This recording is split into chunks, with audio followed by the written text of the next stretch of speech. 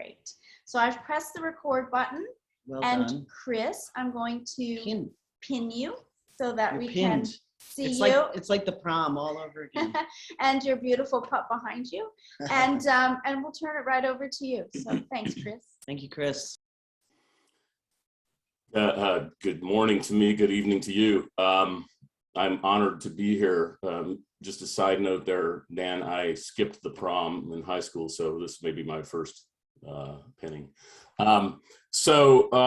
On that little ethnogs reference, before I forget it, I was the security detail for the band. And when my daughter-in-law saw the videos years later, she made this t-shirt for me, which says "Got Ethnography," which is a play on the old Got Milk ads that came around in the 1990s when she was born, or when she was a little kid. Okay, here we go. And I'm really glad we were doing this part, because I wrote this part before I knew we were doing this part. Greetings. I come to you from the ancestral lands of the Catawba, Tuscarora, Chawanak, Yadkin, and Waxhaw tribes. I want to honor them as we begin. They were mostly wiped out by smallpox and by displacement over the years in the early settlement by the colonists here in the US. What remains of them are scattered place names, counties, towns, a few mountains, colleges, rivers, and streets in the central part of what we know now as the state of North Carolina. There are still names like Saxapahaw, Catawba, Yadkin. These people inhabited what remains a beautiful land of rolling hills and deciduous forests, though many of our old growth tree friends were sacrificed to the gods of progress. Later, after these lands had emptied out, really, through death and displacement, the first permanent European settlers in my town were members of the Society of Friends, or Quakers, whose spiritual conviction is based primarily on the notion that there is that of God in all of us. These are peaceful people. They did not take up arms against anyone. All of these people found solace and connection in silence and in nature. I love this place and I consider it my home, and I too find solace in silence and in nature. I'm also aware that I'm an intruder in a long line of intruders. And I want to acknowledge all of you and thank you for your presence here, and note that we've endured a hell of a couple of years of pandemic, and I know we are all at some level feeling the strain of it, feeling the drain of it. A microscopic intruder took hold of our world and threw everything off kilter. That is not nothing, that is something. And even as our institutions tell us all to suck it up, buttercup, I'm aware that most, if not all of us, have been living on the edge of exhaustion or deep in it for many months now. And yet in the bubble of my heart, hope springs eternal. And I do hope we can gain some renewal and some energy in these moments we'll share together this evening. I note that you've had a long day. I'm going to try to make this a soft, though you might find out slightly bloody landing. Okay, here we go. Sometimes I linger in the membrane between worlds. My bubble is permeable. At those times of lingering, I'm never fully inside or outside the thin membrane that seems to separate self and other, inner and outer, memory and story, call and response, dreaming and waking, loneliness and connection, the effable and the ineffable, the moment of encounter and the moment of recognition. I dwell in the brief pause, the moment between my voice calling out and your response, the moment between my fingers hovering over the keyboard and the voice of my muse taking command of my fingers. And in my memory and in all our stories, I feel the tremor and the thrill of encounter arising during that brief moment of silence between call and response. I want to pause here on the threshold and savor the moment. I linger and wonder what is next, what might bubble up. This space of my bubble's membrane, this liminal space, is my space of respite and energy. Lately, I've been thinking a lot about the liminal spaces of this life, hanging out in the betwixt and the between, on the thresholds, on the edges of the bubble. I've been lingering over the moments just before memory emerges into consciousness, or intention morphs into speech, or sound becomes the grist of listening, or call becomes echo, or inspiration spills onto the page. Mostly I want to linger here and write about that moment when my fingers hover over my keyboard and start moving, seemingly of their own accord, writing my next autoethnography. I want to play a little here. I want to play with the bubbling up of writing. In this paper, I work my way through this magical, mysterious, thin membrane and follow a path toward a deeper, fresher understanding of what I write and why, of what we write and why and how. I call it liminal autoethnography. So we will work through some of that today. And then in a workshop moment, a brief one, I just want you to play with your own thresholds, a little bit of writing, maybe sharing some of it when we finish off. Meanwhile, I'm equally aware that psychologists have studied the kind of liminality that lasts way too long, the kind that engulfs us in anxiety. In this paper, I'm not writing about the 18-month liminal spaces of things like a pandemic. I want to write about the momentary ones, the all too brief liminal bubble edges, the ones that spark my imagination and pump my heart. So again, here goes. Last night, I dreamed that my nose was bleeding and it wouldn't stop. And I was lying in a pool of blood, but I couldn't wake up. The thing is, in my dream, I find myself thinking, this may be significant. You see, there's a story my parents tell me about when I was a baby, less than 1 year old, still sleeping in a crib. So they've told this story so often that it's etched into my memory. Do I actually remember this event happening? I don't think so. But the story is so vivid to me, mostly because it links to a good portion of my childhood experience. And because I've dreamed this story so often that I think, in fact, I do remember it, or at least I remember a simulacrum of it. You see, in the story, I'm a baby, barely a toddler, and I'm asleep in my crib and bleeding, bleeding, bleeding. In the morning, my mom comes into the room to wake me and screams. Apparently, what she saw looked a bit like a massacre scene. Her baby is lying face down in a pool of blood. The sheet is soaked, solid red, the blanket is splashed red, and my body is smeared with blood. My blood. My dad rushes into the room, picks me up, and I wake up. I'm fine. I think he had a nosebleed, Dad says. Well, it was a big one, my mom, sobbing, manages to let out. My parents clean me up and take me to the doctor. Yes, it was a nosebleed, a spectacular one. The doctor could not figure out why it happened, but he reassured my young parents, and thus began many years of uncontrolled nosebleeds. Throughout my childhood, at seemingly random times, sometimes from sustaining a blow while playing sports or rowdy games, or the occasional fights that would break out in the yard or in the woods, at others for apparently no reason, my nose would just start bleeding, and it was often hard to stop. I spent hours sometimes trying all the methods to stop the bleeding, pressure, packing, various tilts, sniffling, and on and on and on. Along the way, there would be times when I thought it had stopped, only to feel a bit of a bubble, a blood bubble, bubbling up, and a sniff, and then it would start all over again, just flowing. Sometimes it seemed hopeless. I thought this one would never end. And then just as suddenly as it began, it would stop. Like a divinely concocted repetition of the crib story, some mornings I would wake up and my sheets would be soaked with blood. My parents took me to doctors who tried to locate the cause and offered new tips on how to stop the bleeding once it started. But the nosebleeds just kept coming. By the time I was 12, I found myself wondering what I was supposed to learn from all this. Some might say patience. My parents surely did. And they opined that maybe I shouldn't play so rough, should stop the wild child antics. Finally, in desperation, they took me to another doctor, and he recommended cauterization. This is a fancy way of saying they took a very hot branding iron or soldering iron and shoved it up my nostrils and burned off the ends of my blood vessels. This was a miserable solution involving 2 weeks of packing and another week or two of scabs and not breathing through my nose and resisting the urge to touch it all, which was nearly unbearable. And then it was over, just like that. No more nosebleeds. Since that operation, I've had maybe 3 nosebleeds spaced apart by decades. It's just not part of my life. Until now, back to my dream. I dreamed vividly this morning of bleeding, of trying to sleep through it, and finally waking up to discover that my pillow was soaked in blood. And sure enough, I was awake at 2 a.m. and my pillow was soaked, and my face was crusty with dried blood, and my hands and arms were also encrusted. And I cleaned myself up, put the pillowcase in the laundry, and spent the next 4 hours trying to get it to stop bleeding. And in the middle of all that, it hit me. I should write about this. And the writing starts flowing out of me like my blood, seemingly unstoppable. Is autoethnography like a nosebleed? Sometimes it seems like that. More on that in a minute.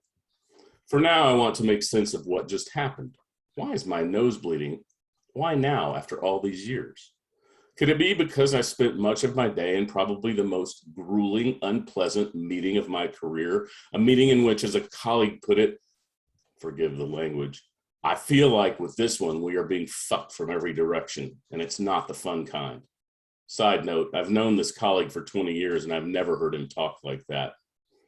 What I do know is that when I came home from that meeting, I was spent, utterly exhausted, and no amount of compensation for our thankless labor would be enough to salve the brutality of that experience.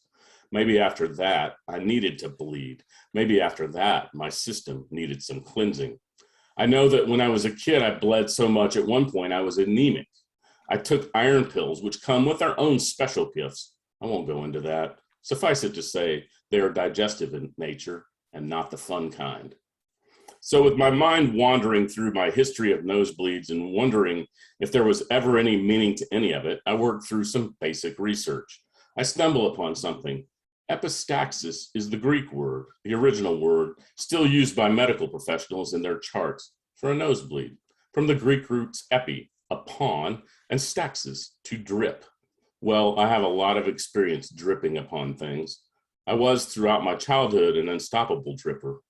And now my writing drips, sometimes slowly, sometimes freely, onto the page.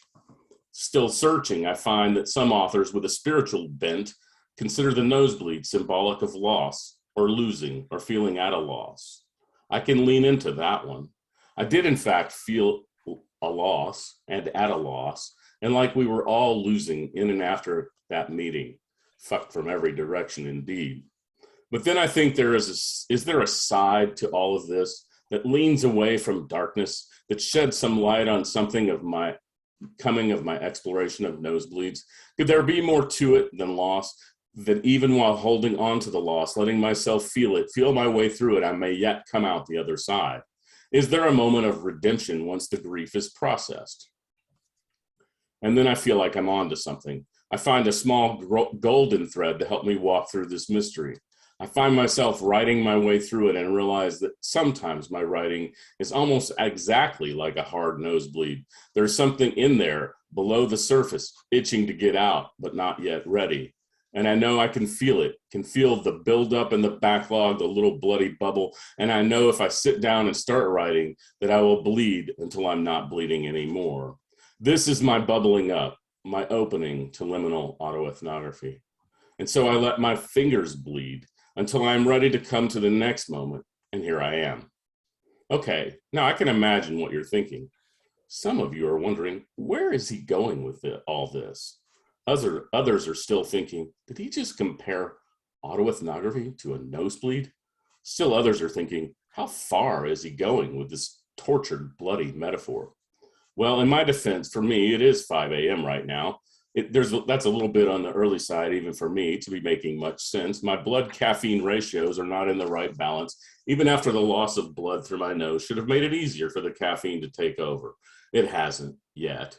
Oops, there I go again talking about blood. But the short answer to the question, where is this going, is I don't know. As for whether I compared to autoethnography to a nosebleed, yes, I did. I did go there. And as for how far I'm willing to take this bloody metaphor, not much further, I promise. The longer answers to your imaginary queries will take just a few more minutes to unpack. What I hope to convey is this. Those of you who have read my work have known me to confess that much of my autoethnographic work, nearly all of it in fact, involves stumbling into things that need exploring, inadvertently it would seem. I've even been so bold as to call it accidental ethnography or accidental autoethnography. With this nomenclature, I hope to convey that I've come to understand that much of writing, like much of life, is unexpected, or at least unanticipated, at least by me. I kind of just stumble into it sort of accidentally, as if, at least if I use that terminology loosely. Like my nosebleed, it just sort of bubbles up into my life. Like all of us, I tend to find myself in situations I was not entirely prepared for, that I did not plan. And in many cases, I find myself drawn to write about it. Now, I have a confession. For some reason, after all these months of global pandemic, jackhammer politics, social unrests, and boiling anxiety, which I've dubbed pangxiety for pan anxiety, I'm exhausted. So much so that sometimes writing falls away and I find myself flirting with that old painful demon, writer's block. Such was the case with this keynote moment until my nose started bleeding again. The accidental nature of my autoethnographic writing surely goes against the grain of the neoliberal academy with its strategic plans and goal-setting meetings and productivity reports, post-tenure reviews, and continuous cries for efficiency and other such nonsense. When I got tenure up pitched in painful battle, some of you may have read about in my performance autoethnography transgressions, my department chair mentioned in our end-of-year meeting that I was supposed to submit a list of my 5-year goals. I laughed out loud and walked out of his office laughing. How the hell should I know what's going to happen in the next 5 years? Would goals for the next 5 minutes be more realistic? I doubt it. I'm less prone to planning, more prone to stumbling into whatever magic the world offers me. So I strolled back to my office and wrote up my goals anyway. This is what I submitted that year as my 5-year plan. 1, write a lot, publish it. 2, teach a lot, grade more papers than I care to or would ever have imagined possible before I became a professor. 3, write some more, rewrite that, publish it. 4, and write some more, repeat. 5, and keep writing, write like my life depends on it, because it does. Well, that'll do it. This list reminds me of another story that I think works as a kind of metaphor for the life I've lived up to this point. And maybe it offers a better metaphor than blood, which seems so messy and crusty. Some of you may have read this one in my book, Essentials of Autoethnography, but I think it bears a little bit of repeating here. Besides, it also returned to me as a memory embedded in a dream just a couple of years back when I was writing the book. When I was a young man, I trained to be a river rafting guide in the mountains of Colorado. We trained on none other than the Colorado River. Before our first ride through Class 5 rapids, those are big bubbly rapids, we were instructed on what to do if we fell out of the boat. You can't fight the current, our instructor said. If you try, you'll likely drown. Wow. What you do is really quite simple. Place your hands under your butt to protect it from rocks, lean back and point your feet downstream. Eventually, you'll make your way toward one shore or the other by pointing your feet diagonally toward the closest one, and the current will carry you over. You have to sense the river, feel its flow. When you feel you're in part of the current that might help you aim for shore, whether immediately after you fall in or half mile downstream, point your feet toward the shore. If you make it into an eddy, you're golden. Just get out of the water when you can and wait for us. We'll pick you up. Concrete, specific instructions? Maybe, but I can't help thinking I've just heard an extended metaphor. We were in paddle boats, no oars, which required teamwork, everyone paddling like mad to get us through the rapids alive. I liked the front position. I liked being in the action. Sure enough, as soon as we hit the big rapids, the boat buckled and I felt myself flying through the air. I think I must have shot 10 feet straight up and the boat ran right under me. That first shock when I hit the water, which was recently melted snow runoff, it was early June at this 9,000-foot altitude, got my attention. And before I knew it, the river was taking me where it wanted to. I just leaned back and pointed my feet. What else could I do? The power of that current was awe-inspiring. That's what I want to do with my writing these days. I just want to slip into the river of writing and see where the autoethnographic current takes me. In my dream about this memory, I came to understand that I was writing in the dream. Yes, I was writing in the dream. I was actually writing the dream. I was the author of this story, but I also understood that writing itself had sort of gotten away from me, like the river. I had set out to write a tale about how we might write our way toward understanding, toward deeper shared meaning, toward coming to grips with what it means to be a human being in this troubled, fractured world, toward healing trauma and loss and grief, toward richer emotional resonance, toward fully following the contours of memory and experience, toward full participation in community, toward interpretation of culture, toward evocation of embodied experience in this human life world, toward intensive reflection and reflexivity. But I have fallen into the stream and the flow is having its way with me. As I said, though, in my dream, I gradually became aware that I was the author of this stream of writing, but the writing seemed to lack direction. I probably should have been more structured in my writing approach, I found myself thinking, and maybe I should cool it with a spicy food before bed. But then again, I quickly thought, maybe it's not too late. Maybe I can just start right here, rewriting the story, taking it from the brink of disaster to something new. A breakthrough, a moment, a turning point. And as I wrote, I found myself taken by the flow of words and carried into a new place, a place where writing itself is mysterious and powerful, and a mysterious and powerful and open-ended process where, like Forrest Gump's box of chocolates, you never know what you're gonna get. And this right here is what you got. So what? Now I've written these pages of experimental text based on two simple metaphors, bloody noses and rivers, that may or may not prove fruitful in serving my mission of helping you all think about how the liminal and organic process of writing autoethnography work. My plea to you is to open yourself up to the flow of the writing, whether it's a river of blood or water or something else. So I want to pause right here just for a minute and ask you to consider, I do have a little bit more to go, but I wanted to ask you to consider, reflect for a moment on what your metaphor is for writing right now in this moment, what speaks to you. And if you can, write that down or at least remember it, because we may use it in a few minutes. So I'm going to pause for just a moment and let you consider that.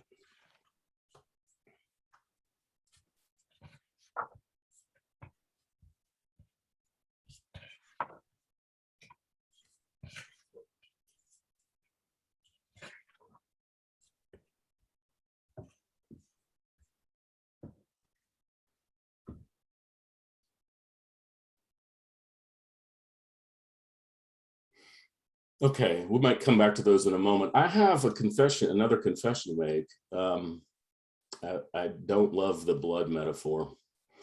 It's a little crusty for me. It's a little bit painful for me. I like the river one better, though that one is also, both of them are a little bit out of control. They are out of my control, which is maybe the main point of all this. So I guess my aim to convince you to just sit down and write without worrying about any rules or restrictions or even goals, and see where the writing takes you. Like running the river, you let yourself go with the flow to see where it may or may not lead. I may mine a single sentence out of this text for future use, and I may not. Maybe it just got me writing. Far too many writers complain about writer's block, about staring for hours at a blank screen. Writing in a stream or river or dripping nosebleed of consciousness is one way to ride right through that obstacle. And that is how the flow of autoethnography works, at least at the outset, at least for me. It's about writing your way through experience to gain a deeper understanding of the flow of events or memories, or encounters or objects in your world, about making your way through the rapids and the eddies and all the spaces in between. It's about coming to grips with a way of doing research that deeply involves the researcher as author in a studied practice of attunement, absorption, participation, observation, and writing. It's about writing and writing and writing some more, and then editing and rewriting and writing some more. My 5-year goals, every 5 years. Preferably every 5 minutes. Once you've chosen autoethnographic writing as a way of life, shout out to the ethnogs, you will find yourself embracing the notion that just about anything can serve to prompt the writing process.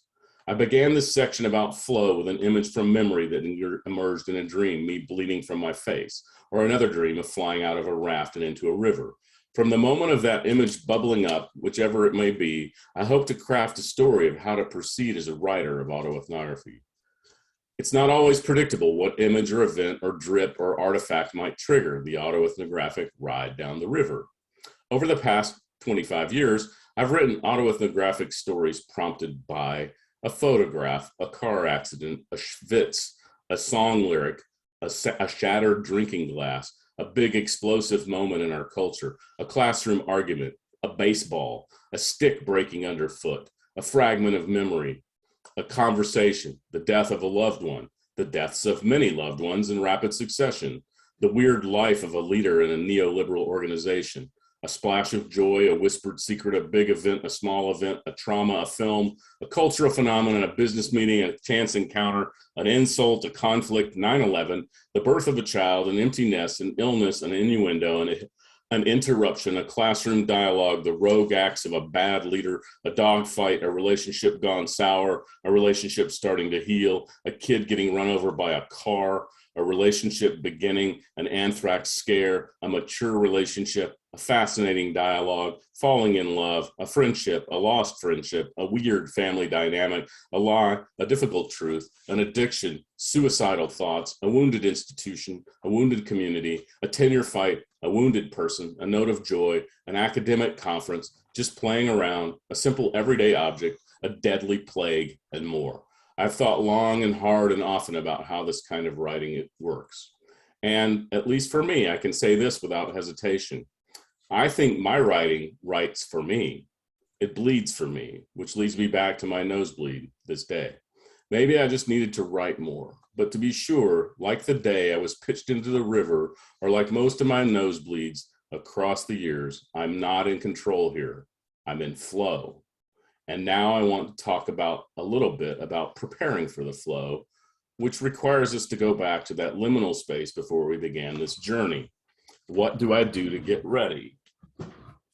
Well, one of the things I do is pay attention to what's around me, which is not my natural place. Normally, I'm kind of a spaced out person. My go-to moment in childhood was staring out the window during school classes and the teachers calling on me when I was off daydreaming and getting called out that way. But, and I reached back because this is the baseball I wrote about. This baseball was, my dad passed away in 2019, in July of 2019, and I knew he was dying, but I wasn't prepared for how big a shift that was, how the earth fell out from under my feet when my father passed away. And when we were going through some of his stuff, on top of his bookshelf, I noticed this baseball. Now, my dad didn't play baseball for a very long time, at least. I didn't discover until just recently that he played when he was young, but I did. So I was curious, why would my dad have a baseball on his bookshelf? It turns out it was my baseball from one of the teams that I was on when I was a kid as a little league baseball player, when I was about 12 years old. This was the team that my father tried to be the assistant coach of, and to which I did not listen when I did not listen to him. So noticing, I took up this artifact and started writing about it. Other things, what to do to get ready. Devika Chawla recommends walking, walking, walking, and walking some more. I do too. I also recommend taking a shower, doing something unrelated to writing, exercising like there's no tomorrow, rubbing a dog's tummy. You can come over and rub his anytime if you'd like. He's all about that. Convincing a cat to let you do that, which is a little harder. Staring at some clouds or the ocean or a forest, and a whole lot of other work. Think of it this way. I had tissue ready for the bloody nose, a provision built through training and long habit. And when I was flung into the river, it was after some training, and I was wearing a life vest. So what do I do to get ready? How do I tune my instrument? Well, I usually start by poking around the neighborhood looking for clues. I seek to be mindful, to attune myself to what is going on, to engage deeply in participation, in observation, and in life. And as I do this, I think of myself as an explorer, a question asker, a deep listener, as a full participant in human social life. And along the way, I search for stories, for artifacts, for unusual moments.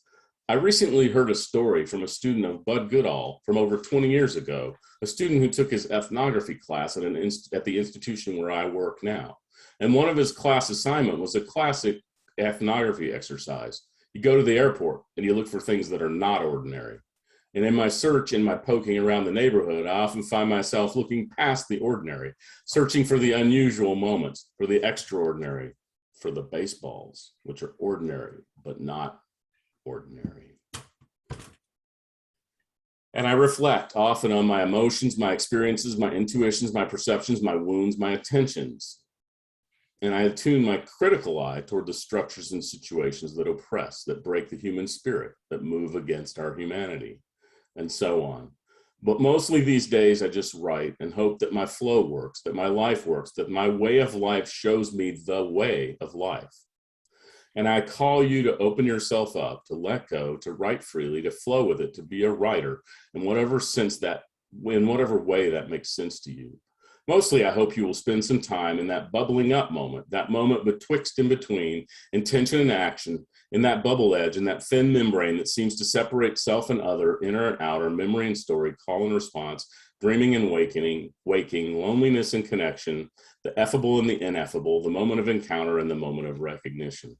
I want you too to dwell in the brief pause, in that moment between your voice calling out and the response, the moment between your fingers hovering over the keyboard and the voice of your muse taking command of those fingers. And in your memory and in all your stories, I hope you'll feel the tremor and the thrill of encounter arising during that brief moment of silence between call and response. I want you to pause here on the threshold and savor the moment. I want you to linger and wonder, what is next? What might bubble up? Thank you.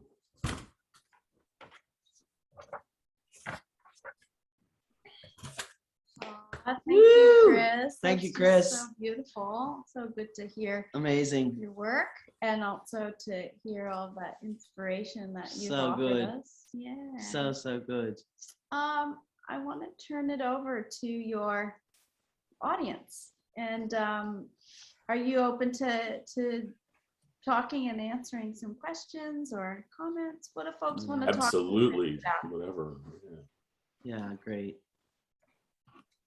It might be useful to just say, rather than writing in the chat, which requires a going back and forth, maybe if you can just jump in or raise your hand and just have a dialogue. I think that might be nicer. Yeah, good idea.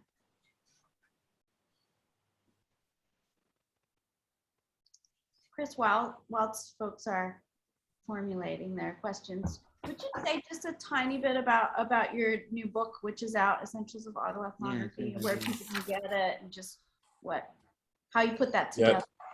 Yes, this is really a funny story. This is where someone referred me to the APA, which is a very strange organization to be doing a book on autoethnography.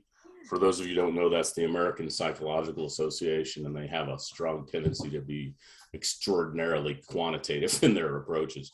But what they found, they discovered, was that qualitative inquiry, as we know from our years at ICQI and conferences like this one, has grown over the years. So they decided to put out a little book series. And their goal was to have books, and this is the first time I've ever done anything like this. This was not I did not create the structure of this. They said you have 100 pages to say what you want to say about autoethnography, because we want this. What they wanted to do was make this not expensive, which it's not. It is $19.99 in US dollars. And so, so, you know, it is like less than 100 pages after it's typeset, right? That included everything, the index and all that stuff. But what I tried to do in there was just, I kind of wrote it as a autoethnography of writing autoethnography, but also just follow a flow that might help people get started. And I just heard from Craig Gingrich Philbrook, one of our friends from the performance community, that he's using this book in his class, and that they just finished reading it, and that it's a place to start off. So I don't know. It has chapters about the background, the sort of conceptual foundations, about doing autoethnography, about writing, about the craft, and then some variation stuff. That was their idea. I had to negotiate along the way. It was really interesting because these are supposedly qualitative editors, but they really wanted to know how autoethnography is science. And they kept hammering that question. And I finally said, well, it's not.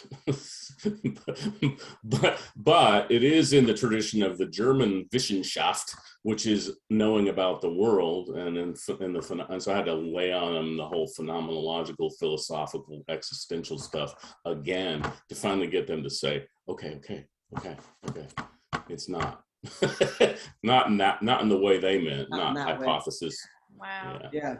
Thanks for, I'm so glad to hear that story, Chris, because I was excited when the book came out, and then I looked at the publisher and thought, wow, that had to be a story there with the APA. So yeah, well, I'm gonna blame Carolyn Ellis for this one. Because she's like, I'm not gonna do it, but he might. Oh, the other thing was, I just have to say this is part of the story. So I had been department chair for 8 years. As a result of that, I was supposed to get a semester off as a research leave is what we call them. And so I had to do something during that time. This book project came at that time. 5 days after I stepped off of department chair duties, my dad passed away.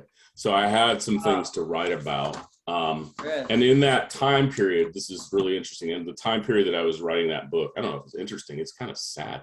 My dad died, one of my best friend's wife died, my beautiful dog died, my dissertation advisor died on my birthday, which is tomorrow, today for y'all, and then, or tomorrow, and then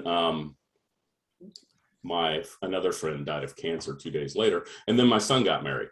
So it's just like this in 3 months, this packed in sort of time frame. And there's somebody's hand up, so I'm going to back off it. But that's kind of part of the backstory. So I was trying to write and do this and do all this other stuff. Thank you, Chris. Thank you. Hey, Liz McKinley, jump in. Hey, thank you so much, Chris. What a beautiful set of words, so inspiring. Just amazing. Thank you. One of the things I picked up from what you were saying is just this you used the word attention a few times, like paying attention to writing. And what you showed us was that there's a craft to that. And I wondered if you could talk a little bit to the way that you do your craft, paper or a laptop. Photographs or drawings. What are some of the things that you use to do the embodied work, which is the craft of writing? What a great question. So I've been a writer since I was a little kid. I started writing stories as soon as I could write. And back then we used fat pencils and lined paper, right? We were, as soon as I could move a pencil, which I was not very dexterous with. My fine motor skills really early in life lacked refinement. So over the years I had written by hand, and it came to pass that I could no longer read my own writing because I wanted to go very fast, and so I started using a keyboard. So I mostly compose on a computer. I'm right now sitting at a desktop, but I write on my laptop, on my desktop computers. And that's because so in high school, side note, I don't know if I should say this. Well, I'll just say we had typing class on typewriters. And we would prepare for that in various recreational ways, I'll put it that way. And then I got very good at typing. And so I'm better at that. So that's kind of where I go. And over the years, I've come to, and then the craft, you know, what you're asking about the craft. I write, and then I'll write until I can't write anymore that day for whatever reason, usually because I ran out, the blood stopped, or the river stopped flowing. And then I'll set it aside, and the next day what I do is come back to what I've written and start with reading through it and making revisions and picking up where I left off. And I do that sort of iteratively through until, and the hardest part for me, and you notice this piece doesn't have an ending. It's kind of like the nosebleed or the river. Neither of them, the river just goes into the ocean goes back into the river, right? There's no ending, and that conversation before this session was talking about that a little bit. There's no conclusion. And so that's probably the hardest part for me, is finishing it. But I work it every day when I can. I was serious about the rewriting part, the editing part of that process. I do really try to sit down, and I pay a lot of attention to words and word choices and the rhythms of language. I'm not a musician, but I have a kind of sensibility about language that's musical or lyrical in a way that I like to pick up on or pay attention to. Thank you, Chris. You have our attention. Thanks, Chris. I just had my hand up. This is Dan. Chris, one of the things that I've always loved about your work is it's so visceral, and you present it viscerally, but also I think it's there on the page. And I love the kind of surprise in your voice tonight about the blood and the river, and those forces taking you rather than you controlling them. And one of the reasons that I became a convert to autoethnography was because that sense that we can do scholarship that has social meaning, social impact, and it doesn't require us to try and control it. We can, you know, kind of give ourselves over to the fact that perhaps many of the most important things in life are their own kind of flow or force that we can be part of and have reverence and respect for.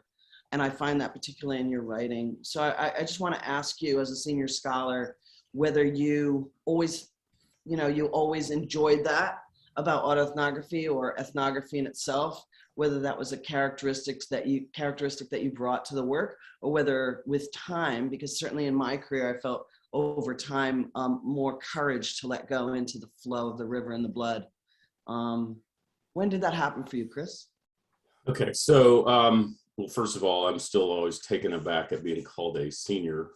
I'm hoping you're not meaning senior citizen. You probably are, though. And I'm shocked by the age that I am now, because it feels like the last 20, 25, 30 years have just flown right by me in a lot of ways. And just so everybody knows, my youngest son, I have two sons, one's 30, one's 26.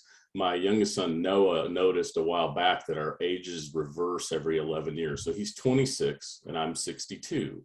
And so we're going on a trip together to celebrate 2662. And then we're going to be, of course, we're going to be 3773, 4884, 5995. And then I noted to him that if I hit 106, your math messes up. It throws everything off. He says, Dad, if you make it to 106, I'll come to your house and feed you with a spoon. But okay, so yes, I wasn't. So I think Bud Goodall wrote, you don't find ethnography, it finds you. I was trained in sort of classic field ethnography in graduate school. And during that time, the one of the projects I did was, I mentioned a schwitz. A schwitz is a ritual steam bath process where, in this case, elderly Jewish men would steam in a very hot steam room, and then one of them would lie on the bench and the other one would do what they call a rub, which is take a raffia leaf and dip it in soapy water and smack them with it. And then they would dump a bucket full of ice cold water over their head and walk out all pink and happy. And so I happened to pick this because I'm not Jewish, but I worked out at a Jewish community center where they did this. And so it was a convenient way to combine my exercise and my graduate school work. And I did a field ethnography of the Schwitz. And while I was doing that, I realized that autoethnography was calling me, and it was what I really needed to do. That piece was actually published by Norman Denzin in a cultural studies volume when I was in graduate school. And at the time, he had me slice out the autoethnographic parts and just do the ethnography, believe it or not. I don't know why. Maybe I wasn't very good at it yet. But then I found myself coming out of grad school. I wrote my dissertation as a phenomenological study. I got this job in Greensboro here, and 6 weeks later, 9/11 happened. And I could not write about it. And I couldn't write about it any other way. And I haven't done anything else since. So I don't really think I chose it. I think it chose me. It hasn't always been easy, as some of you know. When I went up for tenure, they told me my teaching was too therapeutic, as if there is such a thing as too therapeutic. And they told me, it's like, what, you could overdose on therapy? How is that possible? That was weird. And then they told me that my writing was not mainstream. And I said, of course it's not mainstream. I've already pointed my feet toward the eddy. I'm along in the current, on the side current here. Why would I want to do what's mainstream? What is wrong with you people? That's kind of how I got here. It was by accident. I got called out. Thank you, Chris. Thanks. I love it. Great story. Thank you. And thank you so much. What a wonderful presentation. I'll just make a little space if anybody else wants to say anything. It's just been such a pleasure to have you. Thank you for coming along this morning. Thanks to everyone. We've had a very full first day, but I think, I mean, at least I'll just speak for myself. It was just inspiring. All of the work that I saw, and I wish I'd seen all of it, was just beautiful and soul-filling. And so thank you so much for everybody who made presentations today. We have an amazing full day tomorrow. Yes, Chris. I just want to say one thing, but while you're doing shout outs, let's shout out to Stacy and Dan for what they've done here.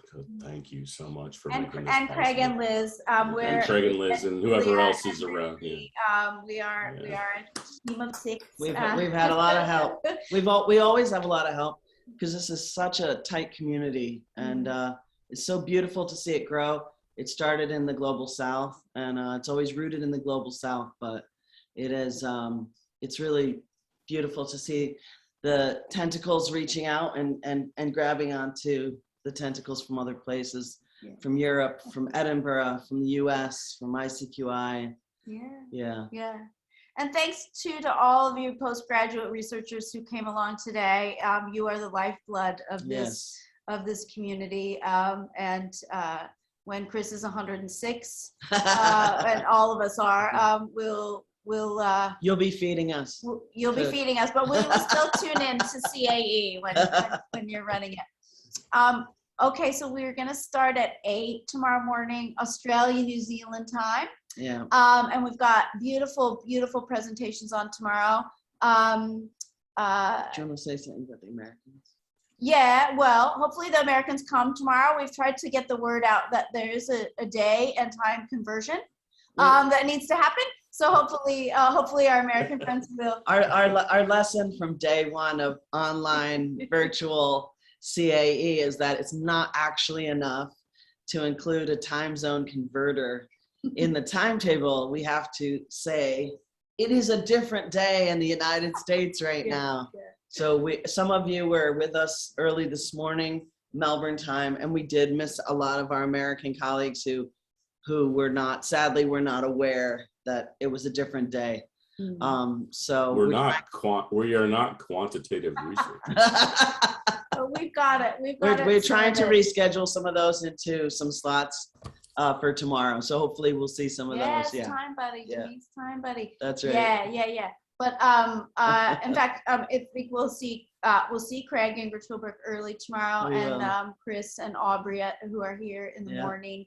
And we've got a beautiful And day. David Carlos and Katrina Douglas, our other keynotes, are here as well. Yes, and so tomorrow night we will have the premiere of the video for our keynote, and then they've made a very special treat for us for the kind Very of closing special. moment. So please try and come along if you can, and so sleep well or have a great day, or have a good Whatever. lunch. Depending on where you are in the world, and we will see you all again tomorrow. Thank you so much, and thank you, Chris. Chris, thank you so much. We're very grateful. Thank you. That was just Thank you for having me. Thank you. All right, and just beautiful. Yeah, it's great. Thank you. See you all in 12 hours. night. Wow, that's soon. Wow. Thank you, Chris. That was a really wonderful Go keynote. to sleep right now. Julie, go to sleep. Lucid dreams for us, Carissa. We'll do it. Night. That's it. Night, everybody. Thank you. Bye. Bye. Bye.